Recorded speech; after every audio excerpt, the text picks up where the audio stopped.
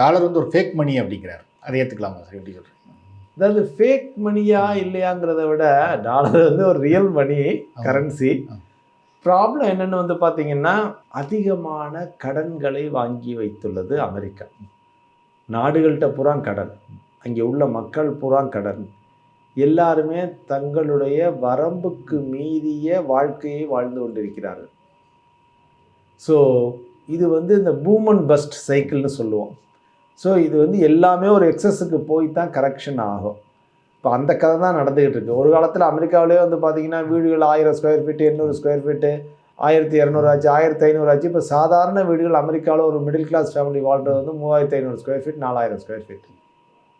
அவ்வளோ தேவையா அப்படின்னு கேட்டிங்கன்னா டெஃபினெட்லி நாட். அங்கே அமெரிக்காவில் யூஸ் பண்ணக்கூடிய டிஸ்போசபிள் உலகத்தில் யாரும் யூஸ் பண்ண மாட்டாங்க. அமெரிக்காவில் இருக்கக்கூடிய மக்கள் தொகை வந்து ஒரு 30 கோடி 35 கோடி. பட் அவங்க உலகத்தில் இருக்கக்கூடிய மெஜாரிட்டி ஆஃப் ஐட்டம்ஸாக அந்த நாடு தான் கன்சியூம் பண்ணுது.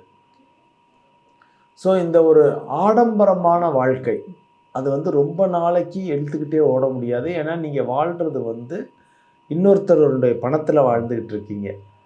ஸோ இப்போ சைனா புல் பண்ணுது, இந்தியா ப்ளக்கை புல் பண்ணுது, மிச்ச நாடுகள் ப்ளக்கை புல் பண்ணுறாங்க. அப்படின்னா கடன் தரமாட்டோம்னு சொல்கிறாங்க.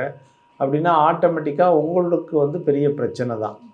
ஸோ அதனால் வந்து அமெரிக்கா வந்து தங்களுடைய கடன்களை குறைத்து ஏற்றுமதியை அதிகரித்து அதெல்லாம் செஞ்சிச்சுன்னா தான் அமெரிக்கா வந்து கொஞ்சம் நல்லா ஆகும். ஸோ அதனால் இப்போ ஃபேக் கரன்சிங்கிறத விட ஒரு வீக் கரன்சியாக மாறிக்கிட்டு இருக்கா அப்படின்னு கேட்டிங்கன்னா ஆமாம் அப்படின்னு சொல்லுவீங்க.